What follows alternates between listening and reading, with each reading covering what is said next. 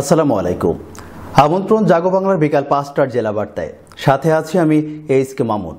শুরুতে grand tours and travel সংবাদ শিরোনাম।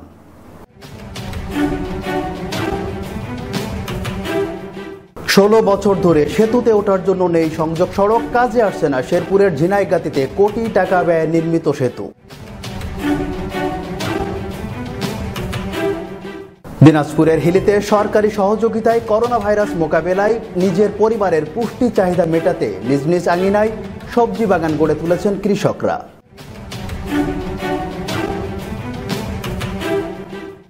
মুন্সিগঞ্জে পদ্মার তীব্র স্রোতে শিমুলিয়া ফেরিঘাটে ভাঙন অব্যাহত, নদীর দুই ঘাটে পারের অপেক্ষায় রয়েছে পণ্য ও যাত্রীবাহী কয়েকশো যানবাহন।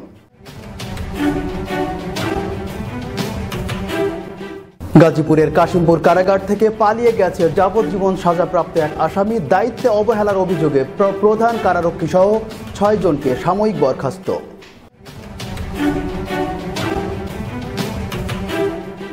এবং বন্যা পরিস্থিতির কখনো উন্নতি আবার কখনো অবনতি। পরিবেশবিদদের মতে বন্যা রোধ করা না গেলেও কমানো সম্ভব ক্ষতির পরিমাণ।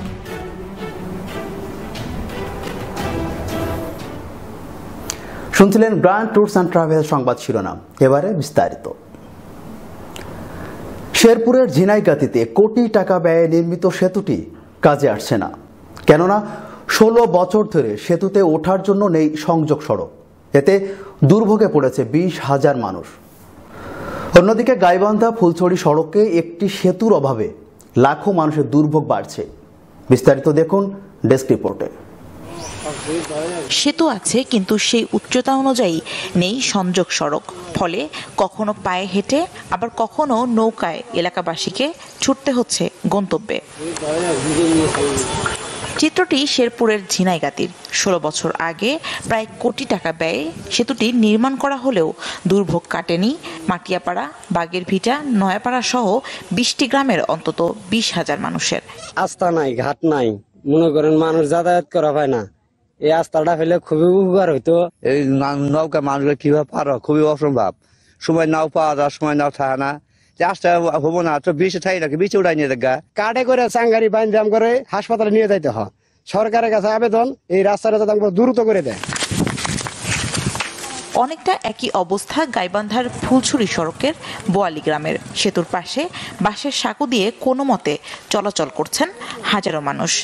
এই ব্রিজটা না হওয়ার কারণে ফুলছড়ির সাথে গাইবান্ধা সদরের যোগাযোগ সম্পূর্ণ বিচ্ছিন্ন। তারা যখন এই ব্রিজের জন্য দুর্বিক্ষোভ করবো। সারা দেশে এত উন্নয়ন হচ্ছে, কিন্তু আমাদের এই বোয়ালি ইউনিয়নের ৪ নম্বর ওয়ার্ডের এই ব্রিজটা কেন সরকারের উন্নয়নের ছোঁয়া পাচ্ছে না?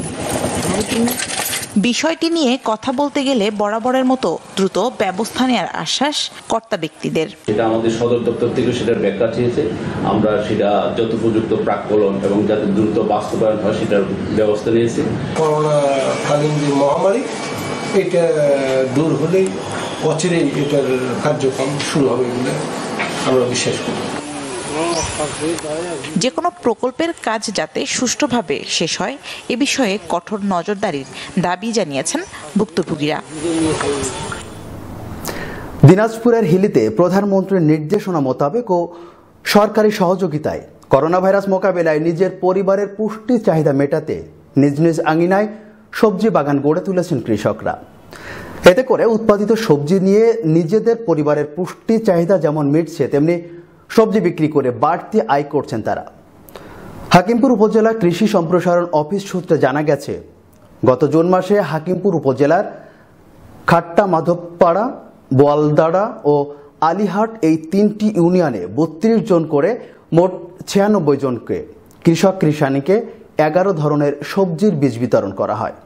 একই সাথে বাগান করতে ও সারসহ দেখাশোনা ও রক্ষণাবেক্ষণের জন্য প্রত্যেক কৃষককে ১,৯৩৫ টাকা করে দেওয়া হয়। এরপর থেকে ওইসব চাষিরা তাদের নিজ নিজ আঙিনায় সবজি বাগান গড়ে তোলে।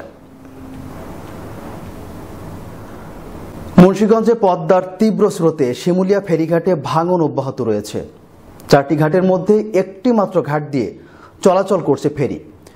এতে নদীর দুই ঘাটে পারের অপেক্ষায় রয়েছে পণ্য ও যাত্রীবাহী কয়েকশো যানবাহন। এদিকে পদ্মার তীব্র স্রোতে দৌলতদিয়া পাটুরিয়া নৌ রুটেও ফেরি চলাচল ব্যাহত হচ্ছে। বিস্তারিত দেখুন ডেস্ক রিপোর্টে। পদ্মার তীব্র স্রোতে শিমুলিয়া কাঁঠালবাড়ি নৌরুটে ফেরি চলাচল ব্যাহত হচ্ছে। সেই সাথে অব্যাহত রয়েছে ফেরিঘাটের ভাঙন। 4টি ঘাটের মধ্যে একটি মাত্র ঘাট দিয়ে চলাচল করছে ফেরি।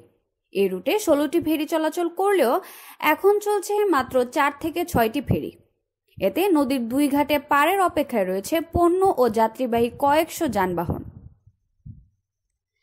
বিআইডব্লিউটিএ প্রকৌশলী জানান, 2 নম্বর ঘাটের সংস্কার চলছে। ভাঙন ঠেকাতে বালু ভর্তি জিও ব্যাগ ফেলা হচ্ছে। এর আগে বৃহস্পতিবার ভোরে ঘাট সংলগ্ন এলাকায় শুরু হয় ভাঙন। মুহূর্তে ভেঙে যায় 4 নম্বর ফেরিঘাট ও পন্টুন সংযুক্ত সড়ক। এদিকে দৌলতদিয়া পাটুরিয়া নৌরুটেও পদ্মার তীব্র স্রোতে ফেরি চলাচল ব্যাহত হচ্ছে। ঈদ পরবর্তী সময়ে কর্মস্থলগামী ও শিমুলিয়া কাঁঠালবাড়ি নৌরুটের বাড়তি যাত্রী ও যানবাহনের চাপে দৌলতদিয়া প্রান্তে যানবাহনের দীর্ঘ সিরিয়াল তৈরি হয়েছে। রোজা চৌধুরী, জাগো বাংলা টিভি, নিউজ ডেস্ক। গাজীপুরের কাশিমপুর কারাগার থেকে আবু বক্কর নামে যাবজ্জীবন সাজাপ্রাপ্ত এক আসামি পালিয়ে গেছে। এ ঘটনায় দায়িত্বে অবহেলার অভিযোগে প্রধান কারারক্ষী সহ 12 জনের বিরুদ্ধে তাৎক্ষণিক ব্যবস্থা নিয়েছে কারা অধিদপ্তর। তাদের মধ্যে প্রধান কারারক্ষী সহ 6 জনকে সাময়িক বরখাস্ত ও বাকি 6 জনের বিরুদ্ধে বিভাগীয় মামলা করা হয়েছে। ঘটনা তদন্তে গঠন করা হয়েছে 3 সদস্যের কমিটি। IG prison brigadier general AKM Mostafa Kamal Pasha জানান, আসামি পালিয়ে যাওয়ার বিষয়টি পুলিশকে জানানো হয়েছে। এর আগেও এই আসামি কারাগারের ভেতরে সেফটি ট্যাঙ্কে লুকিয়েছিল বলেও জানান তিনি। বন্যা পরিস্থিতির কখনো উন্নতি হচ্ছে, আবার কখনো অবনতি। তবে বদলাচ্ছে না বানভাসী মানুষের জীবন। প্রতি বছরই ঘুরে ফিরে ভাসতে হচ্ছে সেই বানের জলে। ভেসে যাচ্ছে সব, পোর্ট গড়তে হচ্ছে আবার নতুন করে।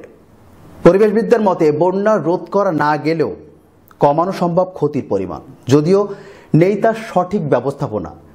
একই হাল চিকিৎসা ক্ষেত্রেও। বিস্তারিত দেখুন ডেস্ক রিপোর্টে।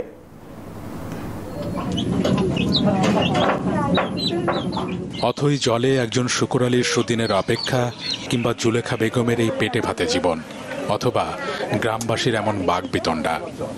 সব দুঃখ, সব দুর্দশা যেন জলের জোয়ারে গাথা।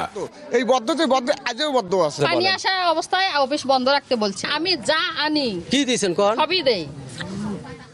এই ওষুধ মলমগুলো শোনেন, মলমগুলো কাকে দিয়েছে?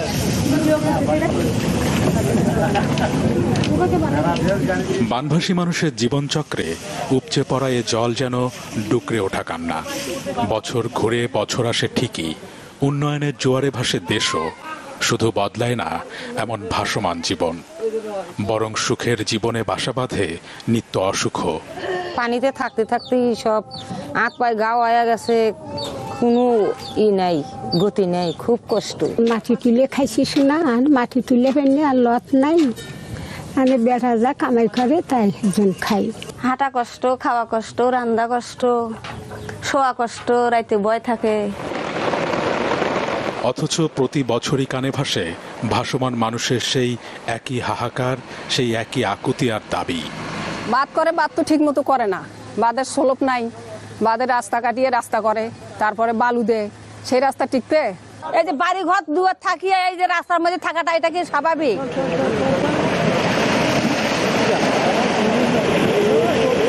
বানের জলে প্রতি বছর ক্ষতির পরিমাণটাও নেহাইতি কম নয়। চলতি বছরের কথাই যদি বলি, ক্ষতিগ্রস্ত ফসলি জমি, ক্ষতিগ্রস্ত প্রায় 1/2 কোটি মানুষ, মৃত্যুর সংখ্যাটাও 1/2 ছুঁই ছুঁই। যাতায়াত ব্যবস্থারও বেহাল দশা। কিন্তু কেন? তবে কি নেই কোনো সঠিক রূপকল্প? চাহিদার সাথে সেবা প্রদানের মধ্যে বিস্তর দূরত্ব আগেও ছিল। এই দূরত্বটা কিন্তু আসলে আস্তে আস্তে কমে আসতেছে।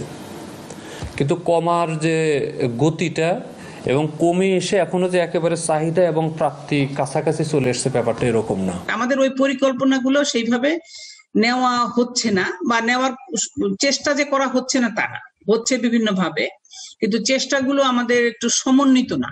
তার মানে আমাদের এই যে সিস্টেমটাকে আমাদের একটু আরেকটু এক্সপেডিট করা অথবা প্ল্যানিংটা এগিয়ে নিয়ে আসতে হবে। ভৌগোলিক অবস্থানগত কারণে বন্যা হয়তো বা নিয়তি, তবে সেই নিয়তির ফেরে কত বছরই বার ভাঙা গড়ার খেলায় ভাসবে মানুষ। বানভাসী মানুষের প্রার্থনাই বা পৌঁছবে কতদূর। সংবাদ শেষ করব, তার আগে শিরোনামগুলো জানিয়ে দিব আরো একবার।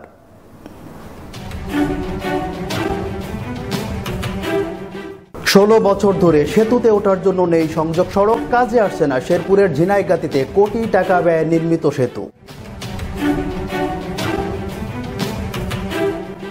দিনাজপুরের হিলিতে সরকারি সহযোগিতায় করোনা ভাইরাস মোকাবেলায় নিজের পরিবারের পুষ্টি চাহিদা মেটাতে নিজ নিজ আঙিনায় সবজি বাগান গড়ে তুলেছেন কৃষকরা।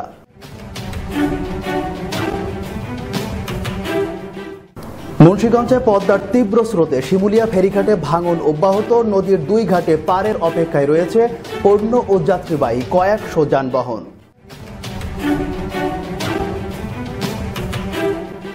গাজীপুরের কাশিমপুর কারাগার থেকে পালিয়ে গেছে যাবজ্জীবন সাজাপ্রাপ্ত এক আসামি, দায়িত্বে অবহেলার অভিযোগে প্রধান কারারক্ষী সহ 6 জনকে সাময়িক বরখাস্ত।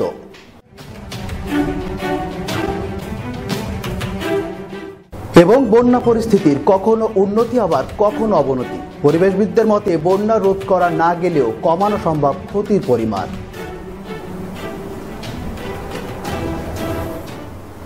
এখনকার সংবাদ এ পর্যন্তই। পরবর্তী সংবাদ রাত 10টায় দেখার আমন্ত্রণ জানিয়ে শেষ করছি জাগো বাংলার বিকাল 5টার জেলা বার্তা।